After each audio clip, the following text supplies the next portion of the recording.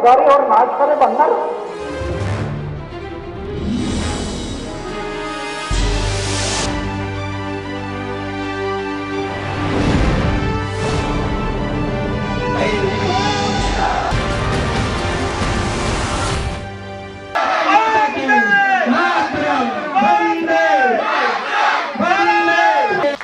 Jail से road सप्रेम भेज दिया जा रहा है, मैं उनका भी। अन्ना, ये जो बुजुर्ग बैठे हुए हैं 100 साल पूरे करने वाले हैं। जिस संविधान ने एक आदर्श लोकतंत्र की कल्पना की और वो संविधान सभा खुद अंतरिम लोकसभा के रूप में, संसद के रूप में काम कर रही थी, लेकिन उसने ये संविधान लिखा जिसे उस पार्लियामेंट ने स्वीकार किया, अंतरिम पार्लियामेंट ने, कि जब पूर्ण लोकसभा का चुनाव होगा उस लोकसभा चुनाव में कोई राजनीतिक पार्टी नहीं होगी, लोगों के प्रतिनिधि उसमें चुने जाएंगे। और इसी संविधान को इस देश ने स्वीकार किया। संविधान में कहीं पर भी राजनीतिक दलों का जिक्र नहीं है, लेकिन मैं आप सब बुढ़ारे के लोगों को ये बताना चाहता हूं कि हमारे साथ एक छल हो गया। सन 52 का जब चुनाव हुआ, उस चुनाव में राजनीतिक दलों ने चुनाव लड़ा, लोगों के प्रतिनिधियों ने चुनाव नहीं लड़ा। आजादी के बाद का वक्त था, नई नई खुमारी थी, हम इस धोखे को, हम इस बेईमानी को समझ नहीं पाए। अब हम उस समय जो बेईमानी नहीं समझ पाए, उसका आज हमको खामियाजा भुगतना पड़ रहा है कि हमारे देश में लोगों की कोई आवाज ही नहीं है, जनता की आवाज नहीं है, आवाज है सिर्फ राजनीतिक दलों की, और राजनीतिक दल एक माफिया तंत्र में तब्दील हो गए हैं। ये तो 26 साल मेरे यंग था, मैं युवक था, मेरे सामने एक प्रश्न था कि अरे क्या चक्कर है दुनिया का, ये सब लोग दौड़ रहे, सवेरे 4 बजे उठते हैं, रात को 10 बजे तक भाग दौड़ में लगे हैं, और थोड़ा। स्मशान भूमि में जाने तो कोई भी रुकता नहीं, जन्म में आता कुछ लेकर आता नहीं, जाता कुछ लेकर जाता नहीं, उम्र भर मेरा, हाथ में कुछ नहीं। कई लोग तो मेरा कहकर भी रुकते नहीं, मेरा वो मेरा, लेकिन तेरा वो भी मेरा, ऐसे प्रवृत्ति बढ़ रही है, और हाथ में कुछ नहीं। तो मैं सोचते रहा क्यों जीते लोग। एक दिन मैं बैठ गया और सोचा आत्महत्या करना, क्यों जीना। एक स्वामी विवेकानंद की किताब से जीवन का अर्थ समझ में आ गया। हर इंसान के लिए जीवन मिला, सेवा के लिए मिला। सेवा, क्या लाभ है सेवा में? सेवा में है आत्मा की भलाई, सेवा में है जीवन की सफलता, और सेवा से मिलता है आनंद। ये लोकसभा दौड़ रहे हैं आनंद के लिए, और दूसरी तरफ बहुत से लोग एयर कंडीशन कमरे में रहते हैं, लेकिन रात को नींद नहीं आती बोल के नींद की गोली लेकर सोते हैं एयर कंडीशन कमरे में। तो आनंद कहाँ है? आनंद बाहर नहीं, आनंद अपने भीतर से मिलता है, और वो सेवा से मिलता है। सेवा में मानव सेवा, जन सेवा, ये भगवान की पूजा है, ये मुझे पता चला। तो मैं युवक था, उस टाइम पर मैं तय किया कि मेरा जीवन समाज और देश की सेवा के लिए अर्पण। मेरे जीवन का हर क्षण समाज के और देश की सेवा में लगना। इसलिए मैं तय किया कि शादी नहीं करना। मेरा गांव में घर है, खेती बाड़ी है, भाई है, 40 साल हो गया घर में कभी गया नहीं। मेरे 3 भाई है, वो भाई के बच्चों का नाम क्या है पता नहीं है। करोड़ रुपए की योजना अपनाई, करोड़ रुपए की, कहीं बैंक बैलेंस नहीं। मुझे राष्ट्रपति ने पद्मश्री, पद्म भूषण, अमेरिका, दक्षिण कोरिया, कहाँ अवार्ड मिल गए। लेकिन 55 लाख रुपए के मुझे कैश अवार्ड मिल गए, उसका भी मैं ट्रस्ट कर दिया। उसमें से जो ब्याज आता है 40-45 गरीब बच्चों की शादी कर देता हूँ हर साल में, रखता नहीं चाहिए। अभी मैं अनुभव क्या करता हूँ, 4 दीवारों के अंदर एक छोटा सा परिवार में करना था, वो छोटा ना करते हुए बड़ा परिवार बन गया। ये सब मेरा परिवार बन गया, देश मेरा परिवार बन गया, तो बड़ा परिवार। और ये बड़े परिवार में आनंद होता है।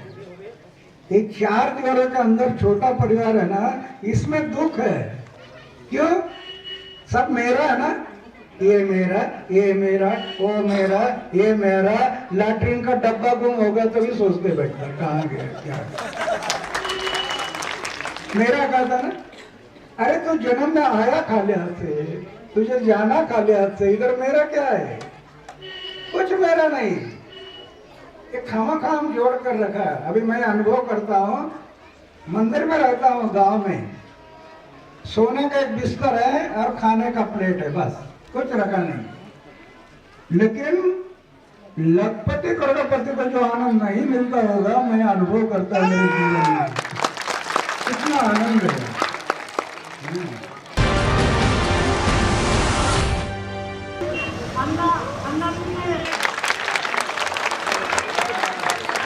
तुम संघर्ष करो, हम तुम्हारे साथ हैं। अन्ना तुम संघर्ष करो, हम तुम्हारे साथ हैं। पूरा ये हमारे पूरे शहर के गौरव की बात है, इसलिए हम ये चाहते हैं।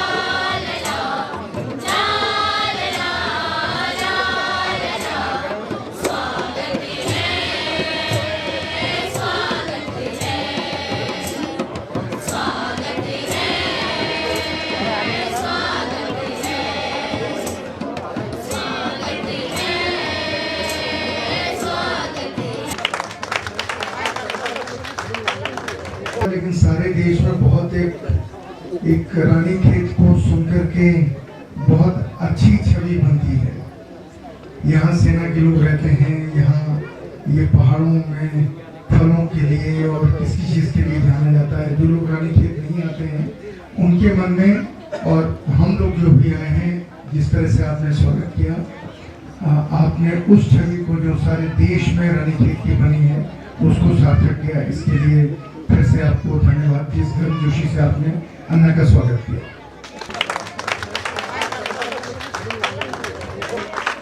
उत्तराखंड में, और उत्तराखंड से पहले पंजाब, हरियाणा, राजस्थान, उत्तर प्रदेश, हर जगह अन्ना का बहुत बेसब्री से इंतजार होता है, गर्मजोशी से स्वागत होता है और एक भरपूर हौसले के साथ अन्ना के समर्थन का ऐलान होता है। मैं अन्ना जी के साथ देखता हुआ चल रहा हूँ। मैं पत्रकार हूँ और इसलिए मैं अन्ना के साथ चल रहा हूँ, देखता हुआ कि कैसे एक नया इतिहास बनता है। मैं पंजाब, राजस्थान, हरियाणा, उत्तर प्रदेश में एक चीज देख के मुझे बहुत आश्चर्य हुआ। मुझे पता नहीं, लेकिन लोगों ने कहा उत्तराखंड में भी ये सच है कि जहां मुख्यमंत्री लाव लश्कर के साथ घूमते हैं और मुश्किल से 500-600 लोग उनको सुनने के लिए इकट्ठे होते हैं, जबकि खाने के पैकेट और दूसरी चीजें भी उनको उपलब्ध कराई जाती हैं। वहाँ एक फकीर के लिए हर जगह जिस उत्साह से लोग उमड़ते हैं बात सुनने के लिए, उससे लगता है कि इस देश में राजाओं की इज्जत नहीं है, फकीरों की ही इज्जत है। और आपने इस बात को सही कहा। अन्ना तुम संघर्ष करो, हम तुम्हारे साथ हैं का मतलब जानना चाहता हूँ। कैसे अन्ना का साथ देंगे? अन्ना संघर्ष करेंगे तो आप कैसे साथ देंगे? अन्ना का साथ इसलिए देना है कि देश से भ्रष्टाचार, महंगाई, बेरोजगारी हटानी है। अन्ना को सिपाहियों की जरूरत है, ऐसे सिपाहियों की जो अन्ना की बात को गांव-गांव, गली-गली, शहर-शहर ले जा सकें। और उसके लिए पूरी जिंदगी किसी की नहीं चाहिए, किसी की पूरी जिंदगी नहीं चाहिए, जिंदगी का सिर्फ 1 साल चाहिए। जो लोग इस देश के लिए, अपने प्यारे हिंदुस्तान के लिए अन्ना का साथ देने के लिए तैयार हो, अपनी जिंदगी का 1 साल देने के लिए तैयार हो, और वो भी इसलिए क्योंकि देश के विकास के लिए कैसे इस देश में व्यवस्था परिवर्तन की लड़ाई लड़ी जा सकती है और कैसे आप उसके कमांडर बन सकते हैं। 25 तारीख को, आज हम 22 तारीख को बात कर रहे हैं, 25 तारीख को रुद्रपुर में अन्ना उत्तराखंड के उन लोगों, उन नौजवानों से बात करेंगे जो लोग अन्ना को अपना 1 साल देने का वादा कर चुके हैं उत्तराखंड के। आप में से जो वहां आ सके वो जरूर आए।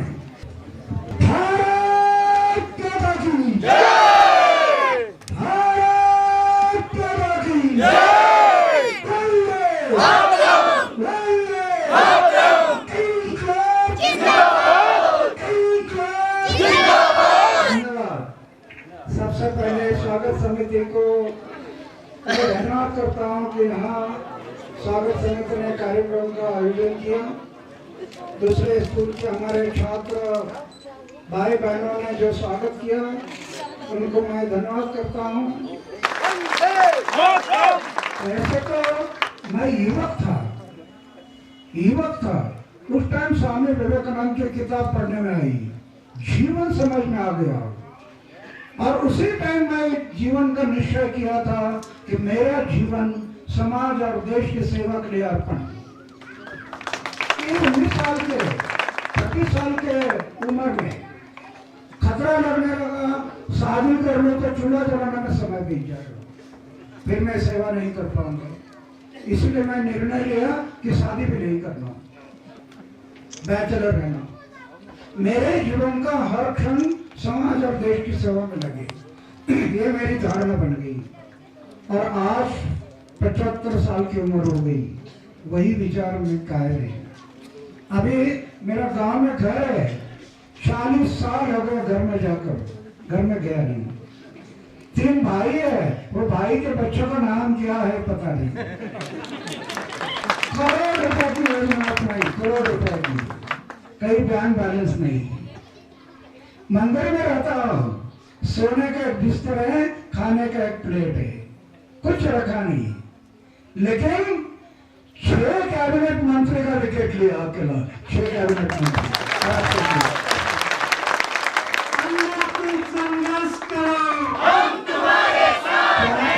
400 भ्रष्टाचारी ऑफिसर को घर भेज दिया। ये फकीर आदमी है, न धन न दौलत न सत्ता न पैसा, 2 सरकारें गिरा नहीं, भ्रष्ट सरकार है। लेकिन प्रश्न खड़ा हो गया, इस सरकार गिराने से काम चलेगा? मंत्री घर भेजने से काम चलेगा? नहीं। यही तो हमारी गलती हो गई कि आजादी के बाद 66 साल में हमने सिर्फ सत्ता परिवर्तन के बारे में सोचा, सत्ता परिवर्तन, व्यवस्था परिवर्तन के बारे में किसी ने सोचा नहीं। पहले सत्ता ने भ्रष्टाचार में ग्रेजुएशन किया और दूसरे ने डॉक्टरेट पाई। सत्ता परिवर्तन होकर देश में परिवर्तन नहीं आएगा, व्यवस्था परिवर्तन। इसलिए मैं पहले व्यवस्था परिवर्तन के लिए सोचा, सूचना का अधिकार लोगों को मिलना चाहिए, राइट टू इंफॉर्मेशन। 10 साल मैं लड़ा, 10 साल महाराष्ट्र में, और आखिर में सोचा करेंगे या मरेंगे। क्यों?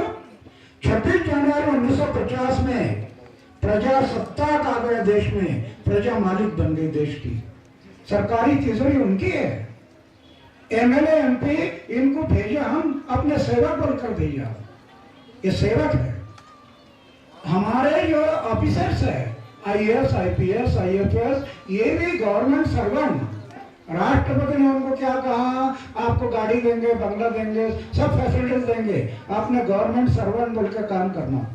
गवर्नमेंट है जनता और सर्वेंट है सेवक। सभी ऑफिसर, जनता जब मालिक है, तिजोरी जब उनकी है, तो मेरे तिजोरी का पैसा कहाँ कहाँ खर्चा हो रहा, ये पूछने का हर नागरिक का हक है, वो मिलना चाहिए।